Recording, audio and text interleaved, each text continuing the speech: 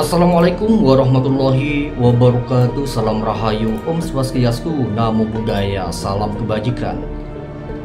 Selamat malam pemirsa, terima kasih sudah menyempatkan diri berkumpul di dalam satu wadah, yaitu channel Jawabuana. Tentunya selalu memberikan informasi dan berbagi pengetahuan dalam sejarah jejak-jejak yang telah terjadi di Nusantara. Sebelum lanjut, silakan tekan tombol subscribe agar channel ini terus hidup dan terus berkembang. Kali ini channel Jawabuana akan membahas sejarah Kabupaten Nias Barat, Provinsi Sumatera Utara.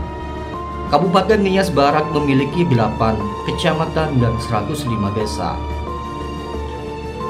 Sedangkan batas wilayah Kabupaten Nias Barat berbatasan dengan Kabupaten Nias Utara di sebelah utara, Kabupaten Nias Selatan di sebelah selatan, Kabupaten Nias di sebelah timur, dan Samudra Hindia di sebelah barat.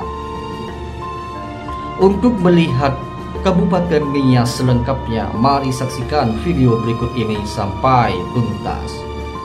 Berdasarkan historis teritorial kewilayahan, pada tahun 1919 sewaktu Nias dijajah oleh Belanda, Pulau Nias hanya terdiri dari 8 Underdistrik atau Fukugu, dan salah satu Underdistriknya adalah Underdistrik Lahagu dengan ibu kota di Lahagu. Underdistrik Lahagu ini terdiri dari 7 ori atau negeri, yaitu Lahagu, Tugala Oyo, Moro'o, Ulu Maro'o, Ma'u, Lahomi, dan Hinaku. Sejak Nias lepas dari jajahan Jepang pada zaman awal kemerdekaan di tahun 1945, Underdistrik Lahagu berubah nama menjadi Kecamatan Mandere dengan ibu kota Mandere yang dari 5 ori atau negeri, yaitu Lahomi dengan pusat Tuhengori di Fulolo, Hinako dengan pusat Tuhengori di Hinaku, Talunoyo dengan pusat Tuhinori di Lahagu, Ulu Moro'o dengan pusat Tuhinori di Simaisi atau Lawelu, Moro'o dengan pusat Tuhinori di Ira Ono Gambo atau Tuho Owo. Memasuki tahun 1953 dibentuk Kecamatan Alasa dengan desa-desa yang berasal dari Kecamatan Lahewa, Kecamatan Tuhemberwa, dan Kecamatan Mangrehe. Tahun 1956 dibentuk Kecamatan Sirombu dengan desa-desa yang berasal dari Kecamatan Magrehe dan Kecamatan Lolowau. Pada tahun 1956 sampai tahun 1999 dan sampai ada usulan pembentukan daerah otonomi. Kecamatan di wilayah Nias Barat terdiri dari 2 kecamatan, yaitu Kecamatan Sirombu dengan ibu kota Tetesua, kemudian Kecamatan Mangrehe dengan ibu kota Mangrehe. Kecamatan Mangrehe ini yang wilayahnya tinggal yang tersisa setelah beberapa desa masuk ke Kecamatan Alasa tahun 1953, Kecamatan Sirombu tahun 1956, dan ke Kecamatan Lolovitu Moi tahun 1992. Memasuki tahun 2003 sewaktu usulan pembentukan Kabupaten Nias Barat terdiri dari 3 kecamatan, yaitu Kecamatan Sirombu dengan ibu kota Tetesua, Kecamatan Mangrehe dengan ibu kota Mangrehe atau Paduru, Kecamatan Lolovitu Moi dengan ibu kota Lolovitu Moi, pemekaran dari Kecamatan Gitu, ditambah desa Ambuka dan Siso Bawino II dari Kecamatan Mangrehe. Pada pemekaran kecamatan berdasarkan Perda nomor 5 tahun 2005, maka wilayah Kabupaten Nias Barat menjadi Kecamatan Sirombu dengan ibu kota Tetesua, Kecamatan Mangrehe dengan ibu kota Mangrehe, Kecamatan Lolovitu Moi dengan ibu kota Lolovitu Moi, Kecamatan Mangrehe Utara dengan ibu kota Lahagu, Kecamatan Manggarai Barat dengan ibu kota Lasaravaga, Kecamatan Moro'o dengan ibu kota Halifa Dolo, Kecamatan Ulu Moro'o dengan ibu kota Lawelu, Kecamatan Lahomi dengan ibu kota Sitolu Manua. Seiring dengan kemerdekaan negara Republik Indonesia, maka wilayah Nias Barat yang terdiri dari Ori Lahomi, Ori Hinako, Ori Talunoyo, Ori Ulu Moro'o, Ori Moro'o sangat terisolir dan boleh dikatakan merupakan wilayah yang terabaikan dari pemerintahan daerah kabupaten yang berpusat di Gunung Sikoli. Keterbelakangan tersebutlah maka Nias Barat tak ubahnya seperti wilayah yang belum merdeka. Artinya para pejabat pemerintah yang ditempatkan di sana bukan bertindak sebagai pamung pengayom masyarakat, melainkan menjadi orang-orang yang mengangkut-ngangkuti rakyat dengan memberikan berbagai beban pekerjaan dan pembayaran kepada rakyat, seperti beban memperbaiki jalan raya dan berbagai macam pungutan.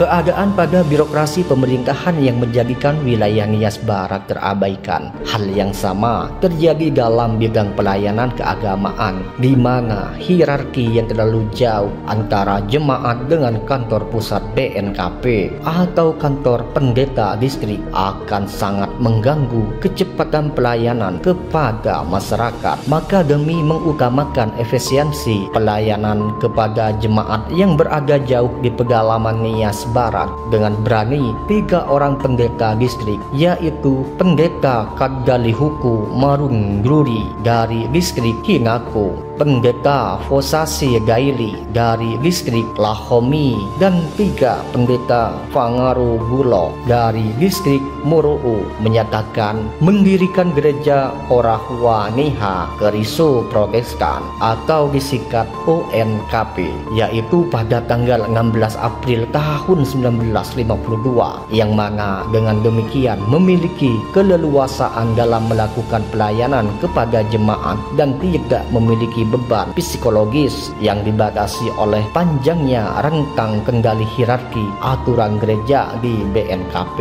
Tujuan utamanya adalah jemaat atau umat harus dilayani secara sungguh-sungguh tanpa dihalangi oleh aturan yang rumit, berpedoman pada keberanian para rohaniawan Nias Barat yang lebih mementingkan pelayanan umat atau rakyat daripada atasan di hierarki. Maka pada tahun 1950-an juga tokoh masyarakat di Nias Barat telah memperbincangkan rencana pembentukan Kabupaten Nias Barat, namun oleh berbagai hambatan niat tersebut belum bisa terwujud. Susahnya akses jalan dari Nias Barat ke Gunung Sikoli yang harus ditempuh dengan berjalan kaki, menyelusuri jalan setapak, naik dan turun gunung, menyelusuri dan menyeberang sungai, apakah itu sungai Lahami, Maro'o, Siwalawa, Oyo, Mozoy, serta sungai kecil lainnya. Belum lagi yang dari Hinako harus menyeberangi lautan menuju ke Sirombu, melewati jalan lumpur yang dalamnya setinggi paha orang dewasa di Ngraso Noyo, atau bermalam di pinggir jalan kalau dihalangi banjir, atau terpaksa menginap di pondok Nose di persawahan. Ini merupakan bagian kisah anak-anak Nias Barat yang berjuang untuk meneruskan sekolah ke sekolah lanjutan atas di Gunung Sikoli, karena belum ada SLTA di Nias Barat, dan kondisi ini masih berlangsung sampai dengan pertengahan tahun 1980-an. Atas dasar sengasib dan sepenganggungan inilah anak-anak sekolah SMA, SPG dan SKM yang berasal dari Kecamatan Sirombu, Manggarai, Lolowau, dan sebagian dari Tugala, Oyo, Alasa bersatu rasa di Gunung Sikoli pada tahun 1960-an. Mereka saling membantu bila terjadi perkelahian sesama pelajar pada waktu itu. Memang tahun 60-an sampai 70-an tawuran pelajar sering terjadi di Gunung Sikoli, tawuran pelajar antar daerah karena saling bertemu di gereja BNKP segitiga pada hari Minggu. Maka mereka sepakat membawakan kor yang diberi nama Kor Sion, dan boleh dikatakan setiap minggu mereka berkumpul untuk latihan kur. persaudaraan dan kebersamaan itulah yang menjadi cikal bakal terbentuknya Persekutuan Doa Salum, yang akhirnya menjadi ormas, dan organisasi inilah yang membentuk panitia Badan Persiapan Pembentukan Kabupaten Nias Barat BPP Kanisbar, pusat dengan Ketua Zemi Gulo Sarjana Hukum, Sekretaris Rara Dodo Daily SIP, dan Bendahara Unius Helawan SE pada tanggal 18 Oktober tahun 2003 dan direvisi menjadi SK nomor 3/SK/03 tertanggal 10 November tahun 2003 yang ditandatangani Aro Daily BA Ketua dan Adieli Gulu Sekretaris. Berdasarkan wewenang yang dimiliki BPP Kanisbar, pusat mengeluarkan surat pengangkatan Dr. Ranggas Martin Luther Daily MSI sebagai Ketua, Yupiter Gulu SEMM sebagai Sekretaris, Dr. Ranggas Fai Buadudu Hia MSI sebagai Bendahara. Sebagai panitia BPP Kanisbar perwakilan Jakarta dengan surat keputusan nomor SK 14/BPP KNB 2004 tanggal 17 Juli tahun 2004. Hal yang sama juga diangkat panitia BPP Kanisbar perwakilan Medan yang diketuai Sudirman Halawa Sarjana Hukum. Setelah mandek sejak tahun 2004 oleh musibah tsunami dan gempa bumi, pergantian anggota DPR RI dan Presiden RI, akhirnya BPP Kanisbar perwakilan Jakarta mengadakan pertemuan dengan masyarakat Nias Barat yang ada di Jakarta dan sekitarnya pada tanggal 3 Maret tahun 2007 di Hotel Mercury Jalan Hayam Wuruk Jakarta, membahas perkembangan perjuangan pembentukan Kabupaten Nias Barat, dan juga pada tanggal 17 Maret 2007 di tempat yang sama meneruskan lagi pertemuan masyarakat Nias Barat, dan secara kebetulan pada tempat yang sama di Hotel Mercury ada pertemuan Komisi 2 DPR RI oleh Firman Jaya Gaeli membawa 3 orang anggota DPR RI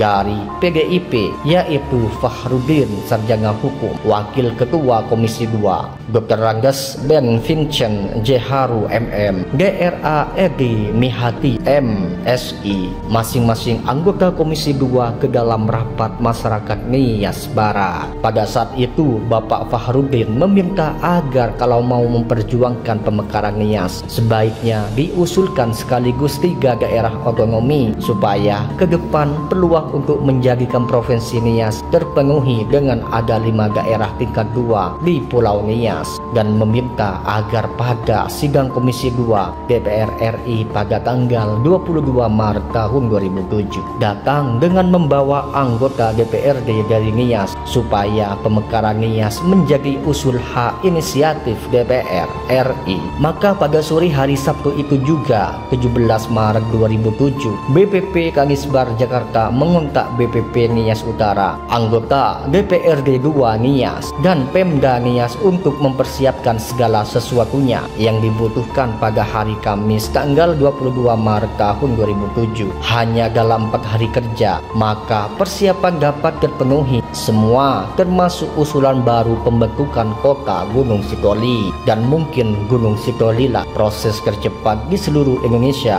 hanya 19 bulan, Maret 2007 sampai Oktober 2028. Selanjutnya secara intensif ketiga komunitas Nias Barat, Nias Utara, dan Kota Gunung Sitoli bersama Pemda dan DPRD 2 Nias bersama komponen masyarakat Nias dan para kolega bahu-membahu mewujudkan pemekaran Nias, dimulai dengan dibentuknya tim fasilitasi pemekaran Nias oleh Bupati Nias yang diketuai Dr. Ranggas Martin Luther Daily MSI pada tanggal 29 Maret tahun 2007. Ada pertemuan dengan pemerintah kabupaten dan DPRD 2 Nias pada tanggal 14 April tahun 2007 di Hotel Sahid Jaya, Jalan Sudirman, Jakarta untuk membahas blueprint Nias, juga dimanfaatkan untuk memperjuangkan pemekaran Nias. Hari Senin tanggal 11 September tahun 2007, sidang paripurna DPR RI untuk menjadikan pembentukan Kabupaten Nias Barat, Nias Utara, dan Kota Gunung Sitoli bersama 12 daerah otonomi lainnya di Indonesia menjadi hak inisiatif DPR RI dan dikenal dengan kelompok 15 karena ada 15 calon daerah otonomi yang secara bersama-sama diusulkan. Senin tanggal 17 September tahun 2007, sidang paripurna DPRD Sumatera Utara menyetujui usulan pembentukan Kabupaten Nias Barat, Nias Utara, dan Kota Gunung Sitoli. Dan pada 10 Desember tahun 2007 keluar amanat Presiden Ampres untuk ke-15 calon daerah otonomi. Setelah melalui berbagai survei dan proses oleh tim DPR RI, DPRD, Depdagri, DPOD, maka pada rapat paripurna DPR RI tanggal 29 Oktober tahun 2008 disahkan Undang-Undang Pembentukan Kabupaten Nias Barat, Nias Utara, dan Kota Gunung Sitoli bersama 7 daerah otonomi lainnya, dan pada tanggal 26 November tahun 2008 terbitlah Undang-Undang Nomor 46 tahun 2008 mengenai pembentukan Kabupaten Nias Barat. Pemirsa, informasi tadi tentang sejarah Kabupaten Nias Barat, Sumatera Utara mengakhiri perjumpaan kita malam ini. Kami selaku channel Jawa Buana pamit undur diri. Salam Rahayu, Om Swastiastu, salam kebajikan. Sampai berjumpa kembali dalam video yang kami suguhkan di channel Jawa Buana. Assalamualaikum warahmatullahi wabarakatuh.